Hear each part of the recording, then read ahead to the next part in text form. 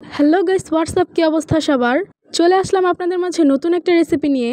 আর আজকের রেসিপিটা না ভাই কোনো বাংলাদেশি রেসিপি না, আজকের রেসিপিটা হতে যাচ্ছে চাইনিজ রেসিপি।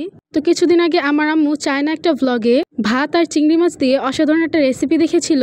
আর আমার আম্মু ভাই যে রেসিপিটা দেখে সেই রেসিপিটা তার করতেই হবে, কারণ নিত্য নতুন রেসিপি ট্রাই করতে তার খুবই ভালো লাগে। তো রেসিপিটা করার জন্য আমাদের প্রথমে লাগছে এক বাটি ভাত, তারপর লাগছে চিংড়ি মাছটা আপনারা আপনাদের ইচ্ছা অনুযায়ী দিতে পারেন। এরপর লাগছে বরবটি কুচি, গাজর কুচি, আর ঝালের জন্য এখানে কাঁচামরিচ আর পেঁয়াজ ব্যবহার করব। যদিও চাইনিজরা হয়তো এটা ব্যবহার করে না, তবে আমরা যেহেতু বাঙালি একটু ঝাল না হলে তার আমাদের ভালো লাগে না।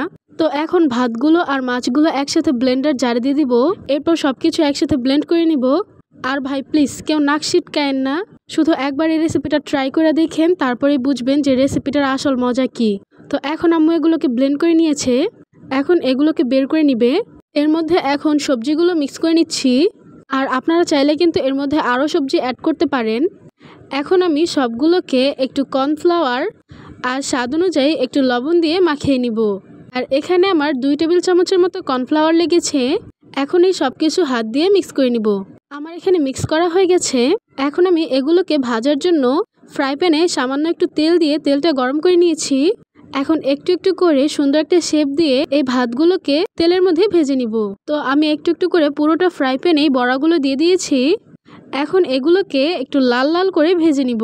আর যেহেতু এর মধ্যে কাঁচা মাছ আছে, তাই একটু সময় লাগিয়ে ভেজে নিতে হবে। তো আমি একটু পরে এসে এগুলো একটু উল্টে পাল্টে দিচ্ছি। এগুলো উল্টিয়ে দেওয়া হয়ে গেলে এখন একটা ঢাকনা দিয়ে ঢেকে ভালো করে ভেজে নিব। আর বড়াগুলোর প্রতিটা পাশ আমি কিন্তু ভালো করে ভেজে নিব, এতে করে কিন্তু বড়াগুলো খেতে ক্রিস্পি হবে। ভাই চাইনিজরা এত খাবার কেমনে খায় আমি নিজেও বুঝি না, এত উদ্ভট উদ্ভট রেসিপি ওদের মাথায় আসে কেমনে।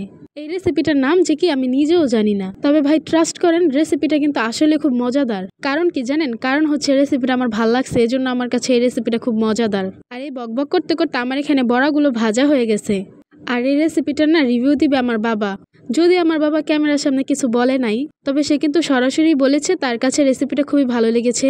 তাছাড়া প্রথম তো এজন্য ক্যামেরার সামনে কিছু বলে নাই। আস্তে আস্তে ঠিক হয়ে যাবে, সমস্যা নাই।